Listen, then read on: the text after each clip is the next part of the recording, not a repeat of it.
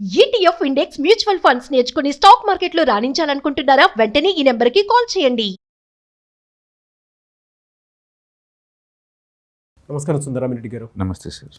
ప్రతి ఒక్క మనిషికి ఎక్కడి నుంచైనా సరే అండి, అంటే ఏ సోర్స్ అయినా సరే ఒక ఫిక్స్డ్ ఇన్కమ్ రావాలని అనుకుంటూ ఉంటారు. రైట్.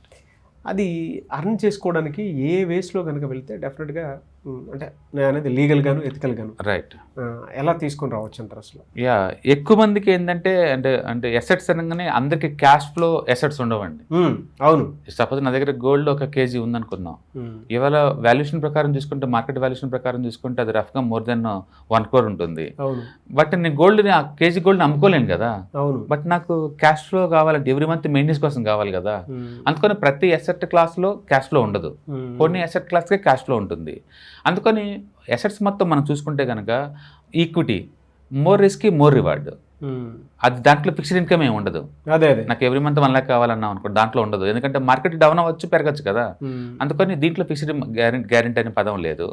అండ్ రెండోది, మనకి మెటల్స్ చూసుకున్నాం అనుకోండి, వాటిల్లో ఫిక్స్డ్ ఇన్కమ్ ఉండదు. గోల్డ్, సిల్వర్, డైమండ్స్ మీరు ఎందులో పెట్టినా సరే కొంటారు, మళ్ళీ అమ్మిన తర్వాతనే డబ్బులు వస్తుంది తప్ప ఎవ్రీ మంత్ లాగా రాదు. అందుకని మెటల్ సూట్ అవ్వదు. రెండోది రియల్ ఎస్టేట్. రియల్ ఎస్టేట్లో బోల్డ్ రకాలు ఉన్నాయండి. అందులో రెంటల్ ఇన్కమ్ మాత్రం నీకు రెగ్యులర్గా వస్తూ ఉంటుంది, ఒక రెంటల్తో మాత్రం వస్తుంటుంది అనమాట. అండ్ అది కూడా అందరికీ అంత కంఫర్ట్ ఉంటుంది అనమాట. ఇంక మిగిలిపోయింది డెట్ అనమాట, డెట్ ఫండ్స్ అనమాట. అందరికీ సూట్ అయ్యేది, రెగ్యులర్గా గ్యారెంటెడ్గా పలానా తారీఖు కల్లా నాకు డబ్బు కావాలి అనుకుంటే పనికొచ్చేది డెట్ ఫండ్స్ అనమాట. ఇవేంటంటే 100% క్యాపిటల్ గ్యారెంటీ ఉన్న ఫండ్స్ అనమాట. అంటే ఫస్ట్ వన్, దగ్గరలో ఉన్న బ్యాంక్ వెళ్ళండి, మీ ఇంటి దగ్గరలో ఉన్న బ్యాంక్కి.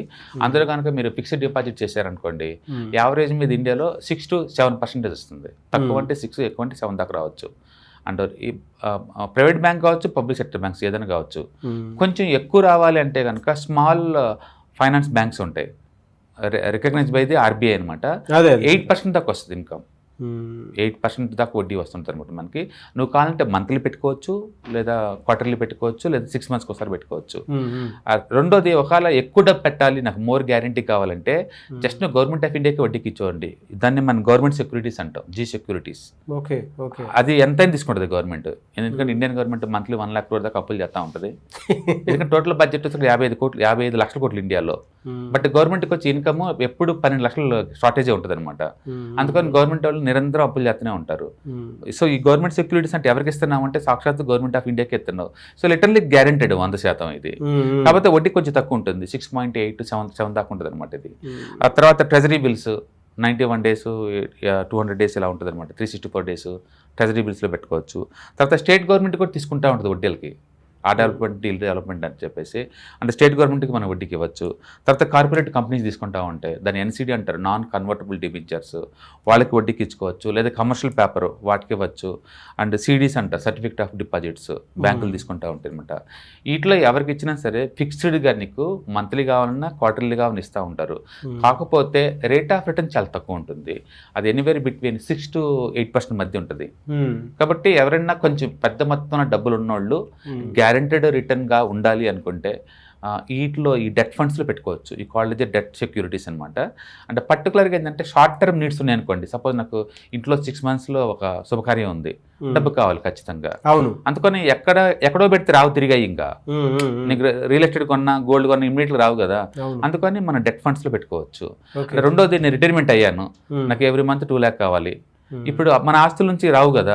అందుకని ఆస్తులు సగంపడి అమ్మేసేసి మొత్తం బ్యాంక్లో డిపాజిట్ చేసుకొని మనం విత్డ్రాల్ పెట్టుకోవచ్చు. సపోజ్ 2 కోట్లు పెట్టాం అనుకోండి బ్యాంక్ డిపాజిట్స్లో, మనకి ఎవ్రీ మంత్ 1 lakh వస్తూ ఉంటుంది బై డిఫాల్ట్. నీకు ఏ తారీఖు కావాలంటే ఆ తారీఖు వస్తూ ఉంటుంది అనమాట. అందుకని ఎవరైనా సరే గ్యారెంటెడ్గా ఫిక్స్డ్ ఇన్కమ్ కావాలి అనుకుంటే ఖచ్చితంగా సూట్ అయ్యేది డెట్ సెక్యూరిటీస్. 100% గ్యారంటీ ఉండదు. కాకపోతే అది ఇండియాలో అయితే నీకు 6 to 8% మధ్య ఉంటుంది, అంతకంటే ఎక్కువ రాకపోవచ్చు. అదే బయట అయితే సార్ జనరల్గా బయట కంట్రీలో కూడా ఇంకా తక్కువ ఉంటుంది ఇండియాతో పోల్చుకోండి. సపోజ్ అమెరికాలో అనుకోండి 4.7 ఉంది అది, లండన్లో అనుకోండి 4% ఉంది, జపాన్లో అనుకోండి 1% ఉంది, చైనా అనుకోండి 1.8% ఉంది. బయట కంట్రీలు ఇంకా తగ్గుతాయి.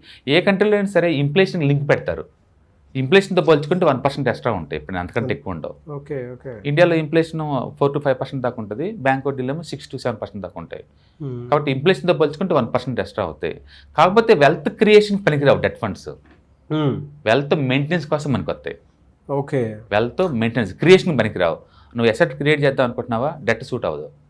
డెట్ అనేది ఏంటంటే ఇమ్మీడియట్లీ లిక్విడిటీ కావాలి నాకు ఇమ్మీడియట్లీగా, అలాంటి సూట్ అవుతుంది. ఓల్డ్ ఏజ్లో రిటైర్మెంట్ అప్పుడు సూట్ అవుతుంది. అందుకని మనం ఎలా రికమెండ్ చేస్తామంటే యూత్లో ఉన్నప్పుడేమో గో ఫర్ ఈక్విటీ అంటాం. రిస్క్ లేదంటే టూ మచ్ రిస్కీ, కానీ యూత్ కదా లాంగ్ టర్మ్లో వెల్త్ క్రియేట్ అవుద్ది. ఎందుకంటే రేట్ ఆఫ్ రిటర్న్ నీకు 15 దాకా వస్తుంది ఈక్విటీ అయితే. అదే మధ్య ఏజ్ వచ్చింది, ఏజ్ 35 to 45 వచ్చింది అనుకోండి, డిపెండెంట్స్ ఉన్నారు కదా, అంత రిస్క్ చేయలేరు. అప్పుడు ఏం చేస్తాను, ఈక్విటీ ప్లస్ డెట్ రికమెండ్ చేస్తారు. అది ఆ స్టేజ్లో రిటైర్మెంట్ అయ్యారు, అసలు ఈ టైంలో వెల్త్ క్రియేషన్ కాదు, వెల్త్ ప్రొటెక్షన్ ఇంపార్టెంట్ అంటే లైఫ్ స్టైల్ మెయింటెనెన్స్ ఇంపార్టెంట్. అందుకని నచ్చిన డెట్ ఫండ్స్ అనమాట. అందుకని ఎవరికైనా సరే ఫిక్స్డ్ అమౌంట్ కావాలి అనుకుంటే bank deposits, postal deposits, government securities and CD and కంపెనీకి ఇచ్చే ఫండ్స్ లేదా స్టేట్ గవర్నమెంట్కి ఇచ్చే వడ్డీలు ఇలాంటి వాటిలో పెట్టుకోవడం ద్వారా మనం అంటే కన్సిస్టెన్సీ ఇన్కమ్ సంపాదించుకోవచ్చు. ఎంత అంటే అరౌండ్ 6 to 8% మధ్యలో వస్తుంది. ఇన్ఫ్లేషన్ బీట్ చేస్తే 1%, 2% వస్తుంది. బట్ వెల్త్ క్రియేషన్కి ఇది సూట్ అవ్వదు. అందుకని యూత్లో ఉన్న వాళ్ళకి అంత రికమెండబుల్ కాదు, కానీ రిటైర్మెంట్ ఉన్న వాళ్ళకి మాత్రం డెట్ ఫండ్స్ ఈజ్ గుడ్ అనమాట. ఈ మధ్య ఏంటంటే గవర్నమెంట్ వాళ్ళు సీనియర్ సిటిజన్స్ కోసం వాళ్ళు స్కీమ్ పెట్టారు ఒకటి, అంటే లిటర్లీ 8.5 దాకా వస్తుంది వాళ్ళకి, 30 lakh వరకు ఇన్వెస్ట్ చేసుకోవచ్చు. అది కూడా గ్యారంటీ రిటర్న్స్ వస్తుంటాయి, నీకు 3 monthsకి ఒకసారి నీకు ఇస్తూ ఉంటారు.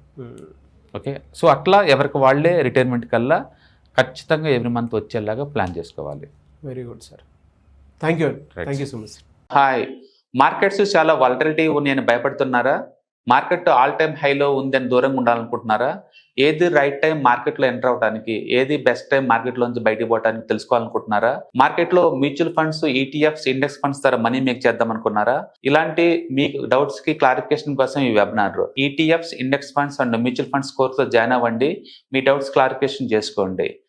Every month Saturday, Sunday and Monday conduct చేసే ఈ కోర్సులో మీకు ఈటీఎఫ్స్ అంటే ఏంటి, ఇండెక్స్ ఫండ్స్ అంటే ఏంటి, మ్యూచువల్ ఫండ్స్ అంటే ఏంటి, different type of ETFs, index funds, mutual funds అంటే ఏంటి, ఇందులో ఇన్వెస్ట్ చేయడం ద్వారా లాంగ్ టర్మ్ లో వెల్త్ ఎలా క్రియేట్ చేసుకోవాలా, షార్ట్ టర్మ్ లో ఎలా వెల్త్ క్రియేట్ చేసుకోవాలా, ఎనీబడి కెన్ ట్రేడ్ ప్రోగ్రామ్ ఎలా పార్టిసిపేట్ చేయాలా, ఇలాంటి అన్నిటికీ మీకు ఆన్సర్ దొరుకుతుంది. కాబట్టి మీకు ఎవరికన్నా ఇలాంటి వాటిలో వెల్త్ క్రియేట్ చేయాలని కనుక ఇంట్రెస్ట్ కనుకుంటే కింద స్క్రోల్ అవుతున్న నెంబర్కి కాల్ చేయడం ద్వారా మీ సీట్ని బుక్ చేసుకోండి. Thank you.